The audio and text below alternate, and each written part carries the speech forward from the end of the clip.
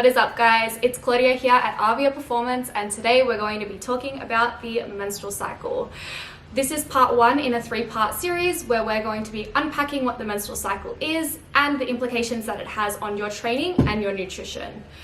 Although I'm not a doctor, my experience as a woman and as a coach who trains women has led me to a very big interest in the menstrual cycle and how it actually impacts training and nutrition, and the literature is very, very interesting. So the first thing that we actually need to do is just understand what the menstrual cycle is. So a typical menstrual cycle is defined as a 28-day cycle in which your hormones are released with the intention of implantation and fertilization of an egg into the uterine wall.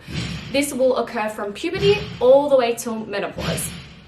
So as I just discussed, during your menstrual cycle, hormones will rise and fall. During the first half of your cycle, estrogen is quite high. This causes the ovary to release an egg, and also your uterine lining will thicken at this time. And then in the second half of the cycle, progesterone will increase, and this is just preparing your body for implantation.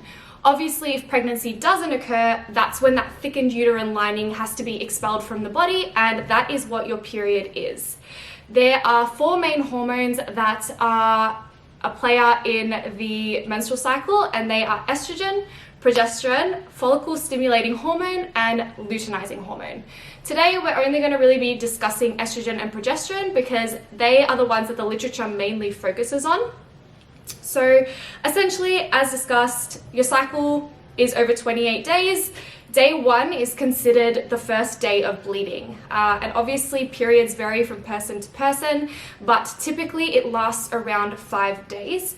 During this time, both your progesterone and your estrogen levels are quite low. Your cycle can then be split into two halves. So the first 2 weeks of your cycle are called the follicular phase, and the last 2 weeks of your cycle are called the luteal phase. So the first 2 weeks of your cycle, week one is that bleeding week, and week two is still in that follicular phase, and it's pretty much preparing your body for ovulation. And what we'll see during this time is an increase in the hormone estrogen, and it will spike quite rapidly. Then what happens over the course of the next 2 weeks is it has a bit of a dip before it spikes up again in the mid-luteal phase and then drops right off again right before you start your period. In contrast to this, progesterone remains quite low throughout your entire follicular phase, and then during the luteal phase it has a massive spike and then once again drops off quite low right before your period begins, and that is that week before you start your bleeding. So obviously this is important to understand because hormones will play a part in appetite, weight loss, your capacity to build muscle mass and strength. Some of the literature has actually suggested. And this is really important not only as women, but as coaches who work with women. So a lot of the literature has actually suggested that during that luteal phase, our appetite is higher and we have less capacity to build muscle mass and to build strength.